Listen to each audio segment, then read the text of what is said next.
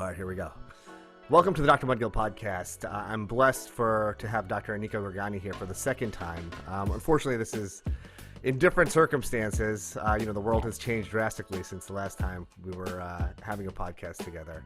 And just to give us sort of a frame of reference and some background info, Dr. Gorgani is a primary care doctor who trained to treat patients in an outpatient setting. And her practice, she is in private practice in Long Island.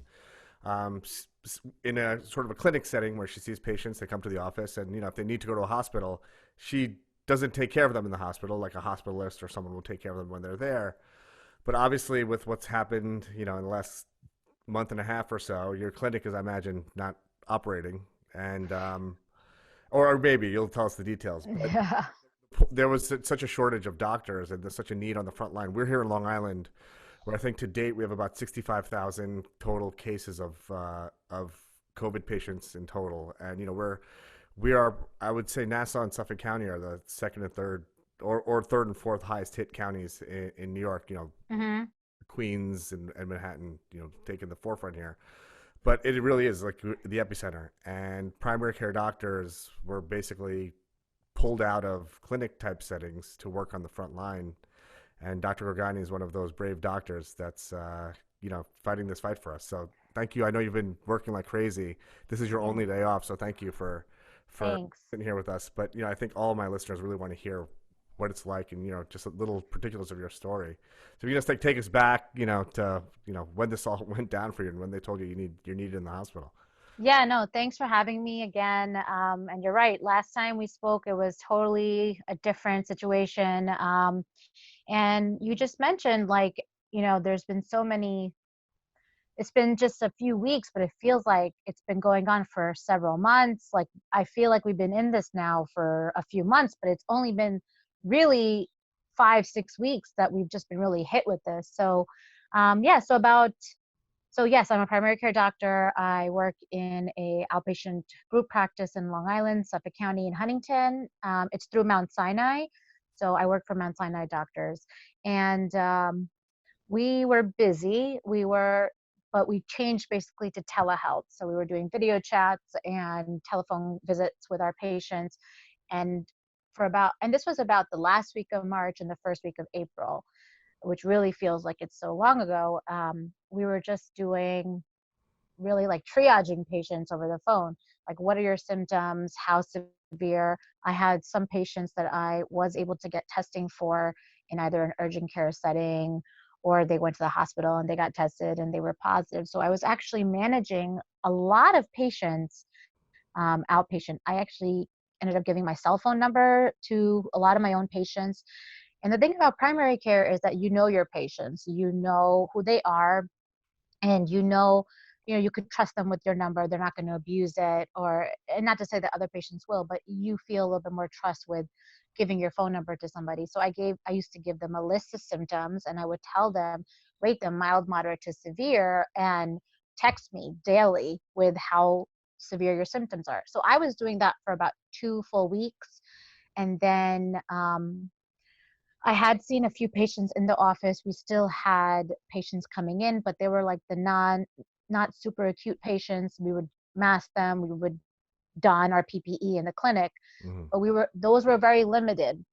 And then I was working, and it was a Thursday, I believe, it was like April 5th or 6th, somewhere around then. And I got a call. I got a call from my medical director that basically I was kind of enlisted and I was being reassigned, or he used the word deployed, to a, a Mount Sinai hospital, which would be South Nassau Hospital. South Nassau Hospital is in Oceanside. It's in like the southern part of Long Island in Nassau County. And there was a huge need for physicians because of just the rapid rate of admissions that they were having. In the ER, the people that were presenting, the rate of admissions, the rate of patients going into the ICU. So this need was so dire. The physicians were getting tired. Everybody was just really being overworked, and they just needed physicians. And we actually had even one of our PAs come in with us So it was, how many of us came? Let's see, I think from my group, 3 primary care doctors, all around like my age, a PA. We had a gastroenterologist that came with us, a pulmonologist, and 2 cardiologists. And so I think that's what, 7 of us or 8 of us that came all together and became hospitalists overnight. So just a quick background: I finished residency just about 3 years ago, and in the hospital, I did my training in the Bronx, so we did a lot of months on the floors. Like I was family medicine resident, but I still did about 16, 17 months on the floors, very floor heavy. So yes, there was that fear of, will I know what I'm doing? Um, but things kind of just come back to you. And I think all of us as physicians, we all take step 1, step 2, step 3. We all have to get that knowledge base to become licensed as a medical professional. So I think any of us that are put into that position, you know, we are trained to relearn fast. We are trained to learn medicine so quickly that even, I'm sure, even if you were to come in, you would be, it's just having a good MD that has a good knowledge base, that knows how medicine works and can understand medication management, and really just learn fast. Because not only were we deployed to become like a new profession, like hospitals would be kind of a new profession or line in my profession, but then we're also being faced with this brand new disease, like completely new, you know? And that was the scary part. That was the part where I was fearful, like, am I going to know what I'm doing? Right. And then you just get thrown into it and you're like, I have to learn within a day how to do this. And you learn, you pick it up because there's no other option but to learn. Um, these patients are sick, they're right in front of you, and you got to know how to manage them medically within a few hours of just being in the situation. So, I think any physician that has the openness to do that, or like the open-mindedness to do that, can do it. But of course, it's difficult. You have to relearn a lot, and especially in the hospital settings, just with fluid management and with learning how to do things on a daily basis for one patient. It's a different world. So it was difficult, but within a day or two, I just had to be a hospitalist, and I couldn't complain. I just had to do it. And I was like, all right, I'm doing this now. Is everyone a COVID patient pretty much in the hospital? Almost everybody. I Really? would say, so our hospital, as of the other, so today's what, Sunday? I don't even know. Um, as of, I think, Thursday or Friday, we had about, I think it was around 370 admitted patients and between 60 and 70 ICU. Wow. So yeah, and that's a lot, because I think the hospital capacity itself is like 400. And a few weeks ago, Governor Cuomo wanted all New York City and New York State hospitals to really just double their capacity, going from like gradually from like 50% more to 75% more to 100% more bed capacity. So that's what South NASA has been doing, and most hospitals have been doing. I mean, one thing that I've just seen in general is, because Long Island and New York City has been hit so hard. You mentioned some numbers earlier, but yeah, because it got hit so hard, hospitals are coming together, people are coming together, and kind of just like working with each other. Like, what are you doing that's working? What are you doing that's working? Or like, how are we going to increase our beds? What are the other options out there to increase our beds? And, I've had a lot of people ask me recently, like, what's it like now? We've hit the plateau. Are we coming down? All those things. And I want to get into that conversation as well, because yes, I think the numbers are starting to come down when it comes to rate of admissions, but the severity is the same.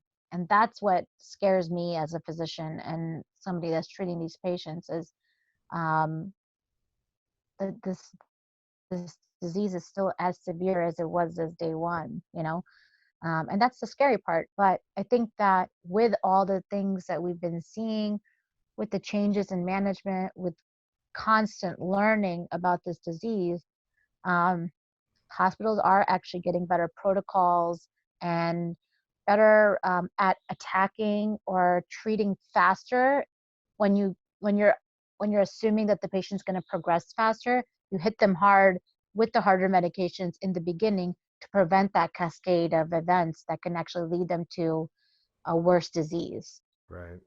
It's interesting. A couple of things that I want to touch on that you said. So I was talking to one of my buddies he's actually a trauma surgeon at Montefiore or Hmm. Kobe, I think, but now he's treating COVID patients. Right. Checking in with him last week, and he said like one of the things that he said to me that really resonated. He said, we're really learning now how to treat these patients. So I was like, I was like, well, what do you mean exactly? He's like, well, we're not so aggressive with the vent settings anymore. Again, like putting patients in a prone position rather than a supine position. Hmm. Like lots of like little tiny like details, which you kind of like no one knows how to treat this disease really, Right. and like you learn these tricks of the trade while you're doing it. So yeah, like you like you're saying, like it's evolving for everybody. You may not have been working in the hospital for years, but everyone's like learning how to treat this novel disease. Um, I guess two things I want to ask you. That's true. One is, like, did you feel like there was a shortage of PPE? Like, were you like really kind of strapped? And are you still like in terms of what you need to take care of patients safely? So that was my first concern when I was being deployed, and I actually had called the director at the hospital I was going into, and he assured me that there was no shortage. And from day one, I have not had a shortage. I'm very blessed that Mount Sinai has actually really been at the forefront of getting us PPE. We get a daily N95 if we need a new one. They try to give us new N95 as much as possible, and that includes also face shields and surgical masks to cover N95s, the surgical gowns were a little short. I think last week or mid last week there was a little bit more conservative use of it. And for example, we would use one surgical gown per floor if you had multiple patients on that floor, and you would just really change your gloves or change something else in between. So, but if you're working from COVID to COVID patients, then the changing of the gown itself might not necessarily be as needed. It's really about changing the gloves and practicing good hand hygiene in between. Okay, I'm just gonna sorry, I just want to cut you off for 1 second. So just like Sure. so you're getting a new N95 mask like every day, right? But I remember when Yeah. I was a resident and we'd have to go in to see a patient who had TB and we'd have to wear N95 masks. It wasn't one per day. Yeah. It was one per time entering the room. So Yeah. you went into the room, you put on an N. Now these are like the OSHA standards, right? So you Yep. went into the room, you put on a mask. If you had to go back to the room 3 hours later, it's not like you used that same mask. You used a brand new Yeah. mask. Those were the standards that were in place. So I just want to clarify something. Yes, you do have probably a more sufficient supply of PPE than say a hospital that's not in Yeah. flush or whatever the word is. But this is not the standard that we were trained by, and this is not the standard that was implemented by like OSHA and all these folks. And and what just I saw a post which really spoke to me, where Yeah. when these OSHA like inspectors come to the hospital or when they're doing their Yeah. inspection, if you're not wearing like a name badge or something, the hospital gets dinged or the facility gets dinged.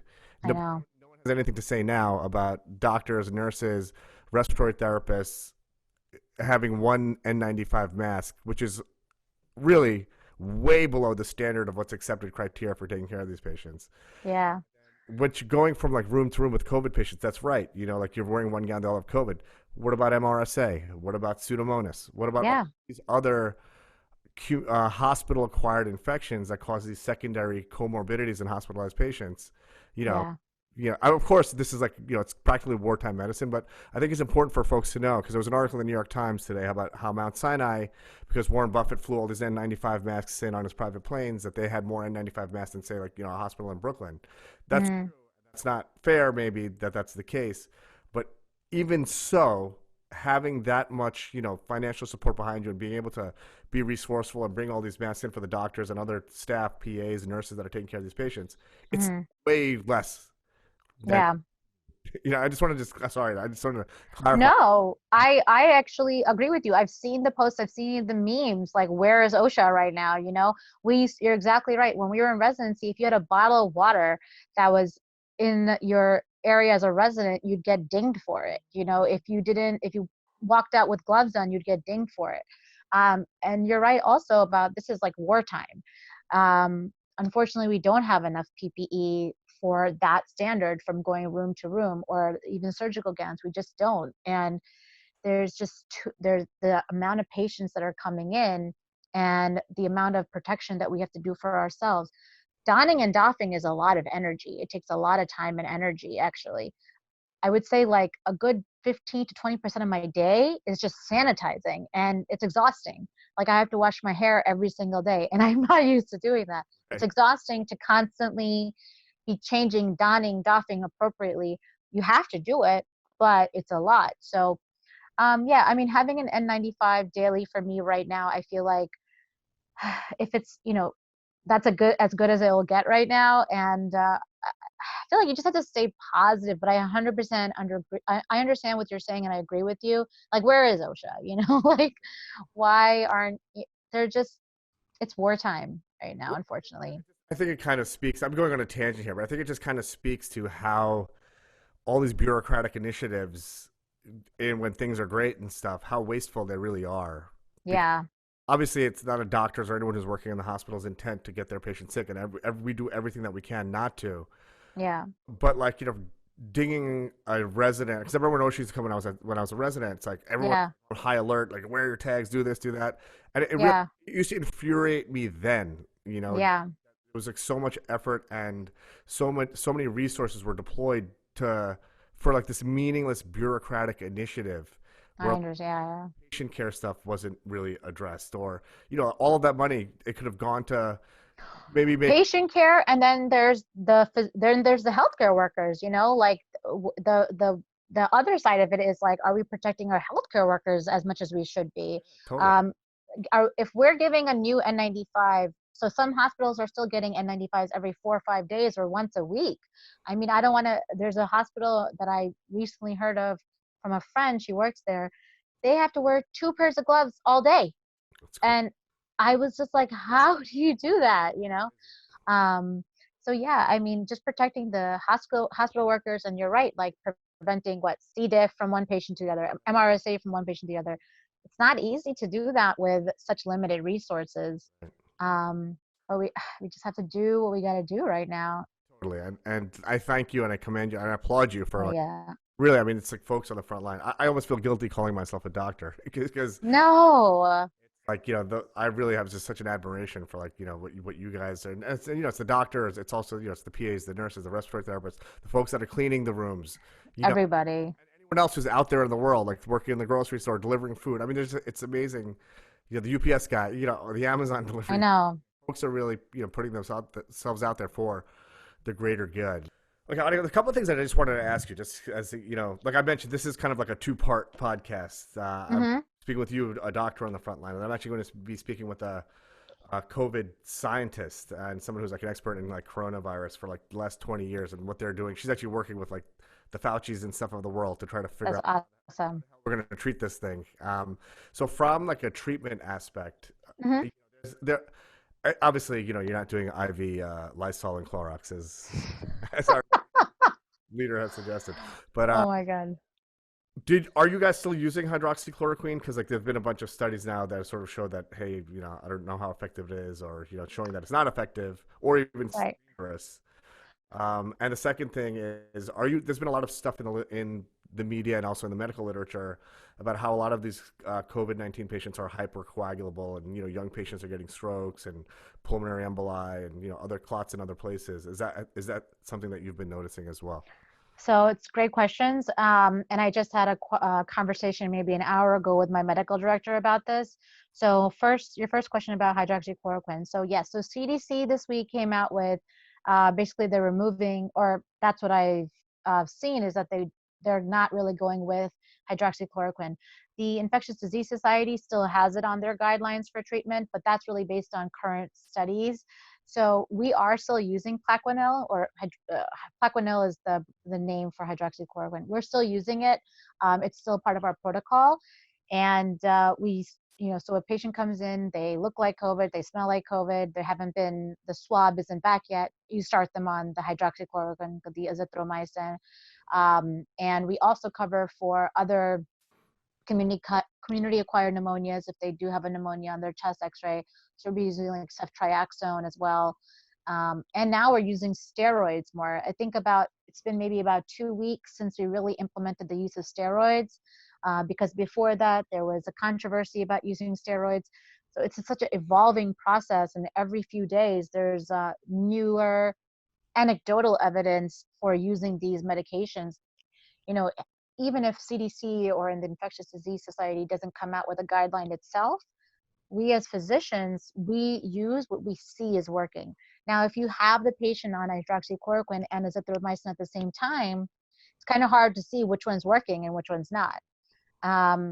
But, you know, we do see that people in the outpatient setting have been getting these two medications, and they do help because azithromycin has been shown to just decrease the inflammation in general. So that's why they're using that more often, because azithromycin is traditionally a antibiotic that's used for atypical bacteria. And obviously COVID is not a bacteria, but it does have anti-inflammatory properties that is being, that's really helping with this disease. The steroids, I feel like is really helping. Personally, when I put patients on a higher dose of Solu-Medrol, which is a steroid, and I keep them on that for a few days, or even just like after about 1 or 2 doses, I see that their respiratory response improves. So I feel like that has been helping. And a couple other medications that are, in my opinion, from what I've seen, do help are tocilizumab, which is a kind of like it's like an anti-inflammatory medication. When you see the patient is about to go into cytokine storm, so you're seeing that they're rapidly declining, you're seeing those inflammatory markers just go from, I mean, just yesterday I had a young 33-year-old healthy guy come in. He came in on like 2 days ago. I had his labs done. His inflammatory markers were high, but they weren't very high. He was spiking fevers.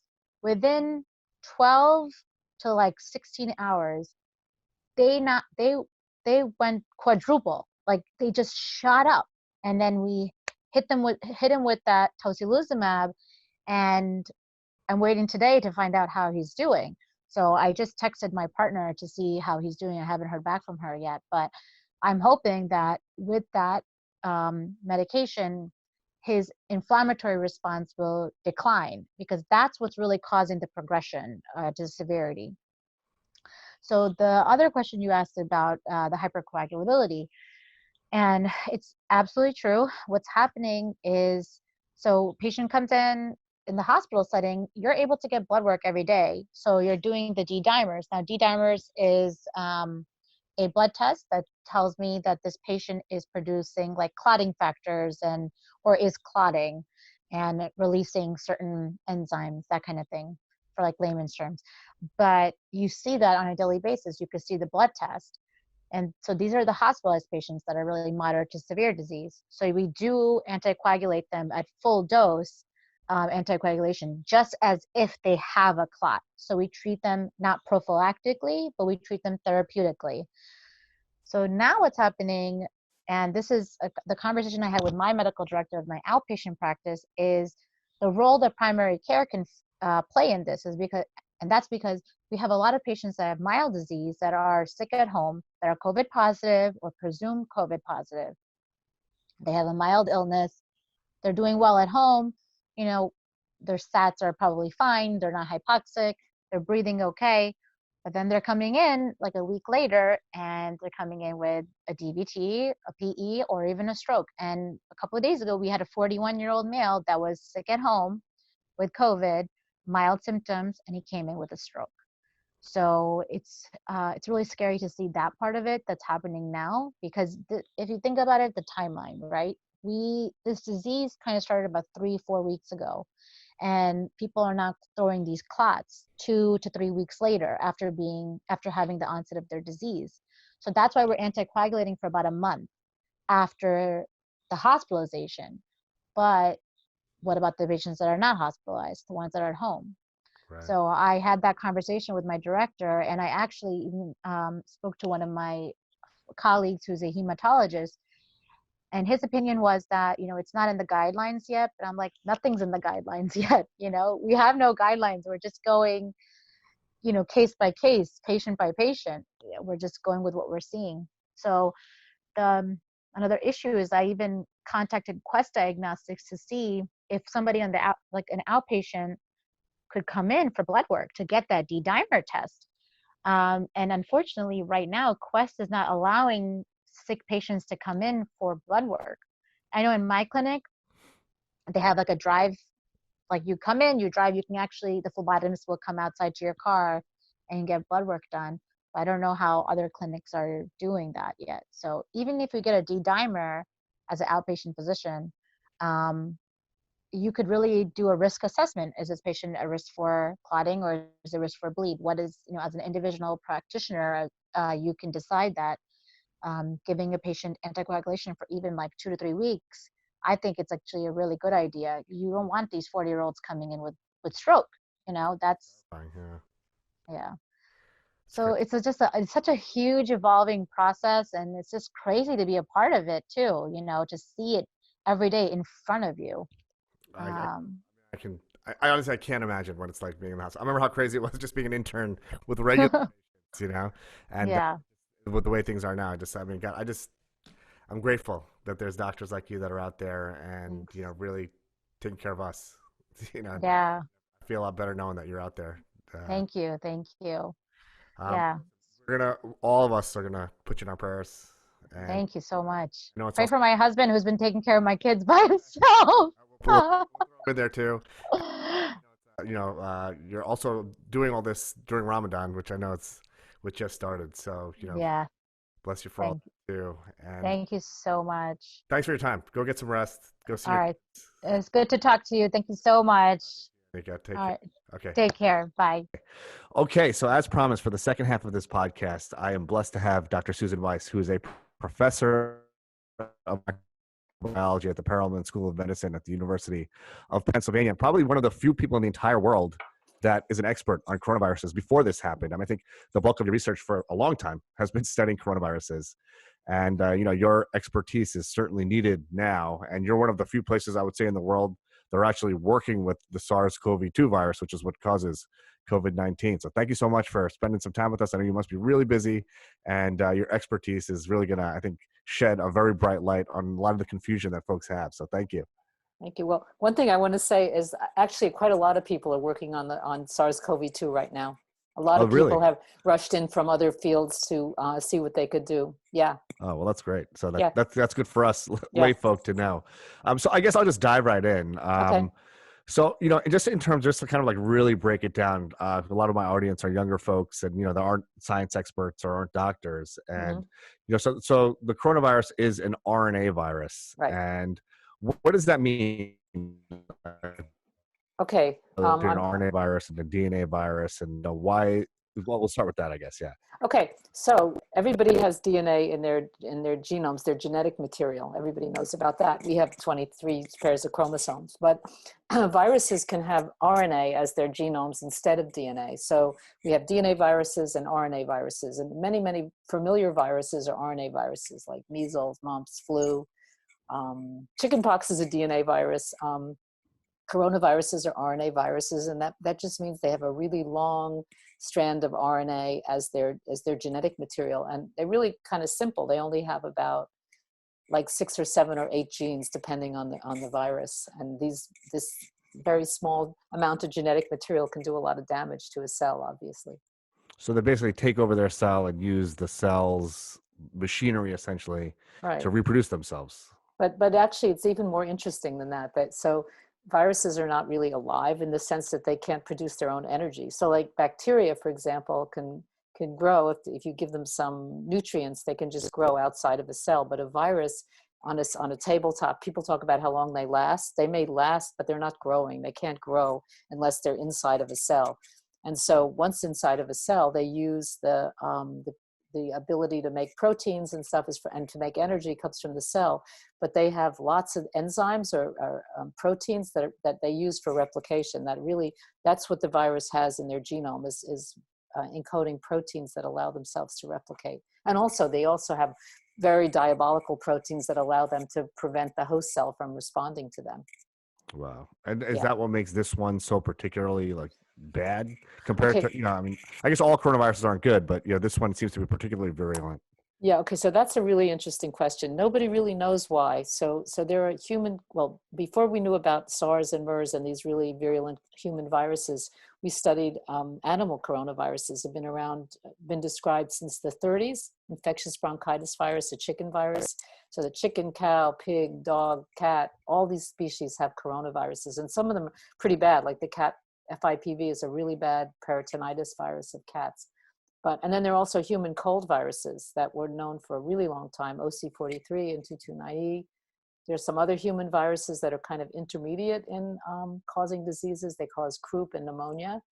But so if you just looked at the genomes or the genetic material of these viruses, I think you'd have no clue as to why these were so bad. It's really quite a mystery, particularly if you compare this virus. It's called SARS-CoV-2 because it's very much like the SARS virus that arose in China in 2003, but it's behaving very differently, and you can't really tell that from the genome or from the genetic material. So it's pretty mysterious. Yeah. Is that like one of the things that scientists like yourself are working on? I think so, but they're almost intangible. It's like, why does this virus, so the big difference between this virus and say SARS or MERS was that when people had SARS, they were sick. When they were shedding virus and infectious, they looked sick and could be hospitalized. The scary or the difficult thing about this virus is that it seems like people start shedding virus so that they're infectious before they look sick. And I don't know how, there must be something genetically in the virus that determines that, but it's kind of difficult to figure the that other out. thing that I think with this virus is so confusing is there's just the spectrum of disease. Like there's folks like, our silent carriers or shedding the virus are totally fine, never know they even had it. And I think in New York, based on the antibody tests that we're doing, which I don't think are so great, but 1 in 4 people were actually testing positive and that may not have had the disease, which is terrifying. And then there's like folks who are, like it's fatal. And now there's all of these other things that are coming up with it, like, hypercoagulable states where like young people who are asymptomatic are getting strokes. And, it's not just a typical respiratory virus. It's like, wreaking havoc on the entire body. It's very scary. It's very scary. I agree. And I guess when I posed that to a friend who's a clinician, I'm not a clinician, he said, well, some other viruses have big ranges of, like, for example, West Nile virus is often not a very noticeable or really severe disease, but occasionally it goes to the brain and causes encephalitis. So it's not completely unheard of that viruses would have a spectrum of diseases, but this is really extreme. And the other thing that we don't really know is, like, we have no idea why some people, other than pre-existing conditions, could have 2 healthy 50-year-olds or 40-year-olds, and one might get much more sick than the other. There's this whole question of, does it have to do with the dose of virus, how much virus did that person get infected with? Did they get infected because they're working with lots of patients that are spewing virus, or did they just pass by somebody casually get the virus? And we don't really know. That's something really important to figure out, I think. Yeah, I agree. Does make a lot of sense. Sort of that's what things are pointing to, that there's like sort of a dose dependent clinical presentation. But again, no one knows. Is it dose dependent? Do we know that? I don't know. I'm just saying that, that's kind of like one of the presumptions now, like as to why someone gets so sick, why healthcare workers in particular, a lot of them are getting really, really debilitated. Is that true that they do get sicker than that's the average? ones that I don't know. That's not a fact, but just based on what you read and, I guess you really read about the worst cases, but I wonder about that too. Yeah, but I don't know. Yeah. Who knows? One of the other things that I think you may be able to help us understand is now there's some reports that are coming out that folks who have been infected can get a reinfection like months later after they've recovered. And initially they were saying that perhaps that's just a reactivation of some latent virus in their system and they weren't able to transmit the disease to other folks. But now it seems like there have been a few reports of folks getting it a second time, which is, unusual. Does that mean the virus is rapidly mutating? I've heard stories like that, but are there actual clinical documentation of that kind of stuff? I'm not sure, because first of all, I don't think it's a latent virus, because these viruses generally, they're like so-called lytic viruses. They they destroy things, they kill things, they move around. They're not like HIV that they can't integrate into a cell, into a DNA. They can't do that. So I think it's unlikely that they're latent. There's a couple of other possibilities that, did they really ever go away? I mean, and I don't know how many months it could be, because the virus really just started in December, right? So it can't be that many months. I mean, there are reports from MERS, which is a similar virus, that immunity might wane after a while, but I don't think it would wane that quickly. So I think we really have to see the real hard data for this kind of stuff before we know what's going on. But it would, like you said, it would be pretty unusual to right away people get colds a lot, like OC43, the human coronavirus. You could get that multiple times. So clearly the immunity probably wanes. But I also think if you got reinfected, you'd have some kind of immunity. You'd have, like, you could get flu after the flu shot, but you're not as vulnerable as people. We're also vulnerable to this virus because nobody has immunity to it. Right. Nobody.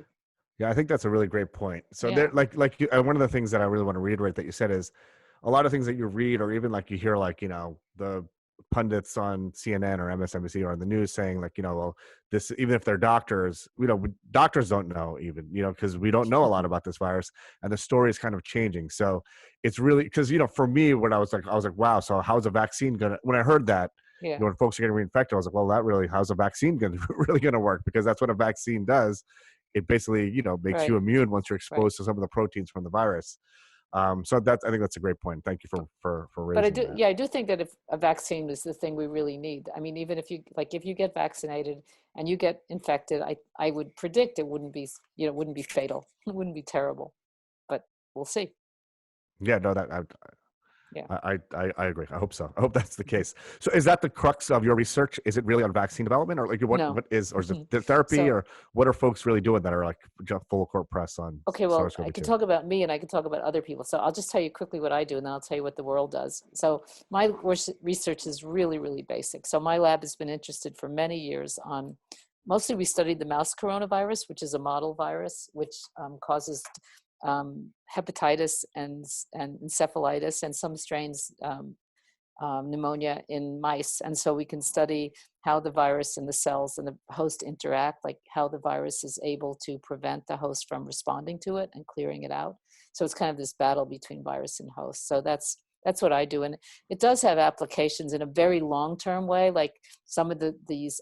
So if you know how the virus and host interact, you can figure out how to intervene, or that's what we write in all our grant proposals. Mm-hmm. But right now, like even if you look at, there must be like 50 different vaccines being developed now, all kinds of different vaccines, and they're in various stages of development. I think there's one vaccine actually in clinical trials now, and that's an RNA vaccine, which is a new kind of vaccine, in which an RNA encoding one of the. So this virus is called, I'm going to back up a little bit. It's called a coronavirus because it looks like a crown in the electron microscope. And the crown morphology is due to the spike proteins. Everyone's probably heard about the spike protein. Mm-hmm. And the spike protein is important because it actually attaches to the host receptor and helps the virus get into the cell. And so most of the vaccines that are developed are against the spike protein. And so there are many different ways of making the vaccines. A more conventional way would be to just take virus and either kill the virus and use that as a vaccine, or attenuate the virus. That means figure out a way to make it so it replicates but doesn't really make someone sick, but it replicates enough to get an immune response. So those are kind of more classic ways of making vaccines, like Salk and Sabin polio vaccines. And then people started making with recombinant DNA, like just injecting protein, just the spike protein made in some kind of cell culture or bacterial culture. And then the most up-to-date vaccines are DNA vaccines or RNA vaccines, where either DNA or RNA that will cause this protein to be expressed inside of the human body are used to immunize. And so right now, this RNA vaccine is being tested. And I saw some data where something like 50 different vaccines are being made and tested. So that seems to be what's going to really, a vaccine seems to be the gold standard for what's going to really help with this virus. Right. So yeah. So from your understanding, and this although that might be the base, that might be exactly what you're researching, but you obviously have a lot of information and knowledge about it. How long would it take, do you think, for a vaccine to become available? Well, I'm just quoting like Tony Fauci, the NIAID, like really czar of this whole thing. He says a year, and I mean, I don't have any real information, but that sounds, it's not going to happen quickly. Right. Yeah. I think that's kind of what all of us are starting to wrap our head around. It's like a new reality, at least for the next year, in terms of social distancing and, all I hope we don't have measures. to do this for a year. I hope not. I know. But I agree. Until there's a vaccine, folks can't really congregate because, folks will get sick. I mean, if we had an antiviral drug, and so that's the other thing. I think there are quite a few, maybe 7 or 8 drugs now in clinical trials. So the idea has been to, quote, repurpose drugs. So drugs from Ebola or drugs from HIV are being tested on the virus. And if we could get like a miracle drug, that would sort of help in the interim. Right. Right. Which also is that's not a quick fix either, unless there is like what kind of virus is Ebola virus? Is that an RNA virus? Ebola is an RNA virus too. It's a different kind of RNA virus. Well, I don't know. This is a little bit technical, but they're what we call positive strand viruses and negative strand viruses. And so coronaviruses are positive strand viruses, which means, just to give a little science, that when it infects the cell, the actual RNA itself is translated into proteins, right? That's the first step. Whereas a negative strand virus like Ebola, when it gets into a cell, it has its own enzyme right in the virus, and that enzyme copies the RNA into what we call a positive strand RNA, and that's the RNA that begins the infection. So they're a little different functionally, but they're all RNA viruses. But they behave pretty differently, right? Like Ebola is not a respiratory virus; it spreads by blood and other liquids, or Yeah. Wow. Well, I mean, I think this is going to add a lot of clarity to my listeners. I certainly learned a lot. Oh, good. And I think you have a great way of really kind of explaining things in complex things in very easy to understand. I've been doing a lot of that lately. Well, the world needs you. So the world needs you. Yeah. And, there are folks on, and God bless all the folks that are on the front line, working in the hospitals, the doctors, the nurses, the respiratory therapists, the folks that just work in the hospital. But we also need folks on the front line behind the scenes like yourself. Yeah, but they're the heroes, really. I mean, people dealing with patients, I really admire them a lot. Well, they all admire you too. So I appreciate what you're doing. And hopefully, all you super genius folks will figure out how we can defeat this thing and, get back to some more normalcy in our lives. Thanks so much for your time. Oh, you're welcome. Thank you for listening to the Dr. Mudgil podcast. The audio for this podcast can be found on Apple's iTunes and SoundCloud. Let's get it.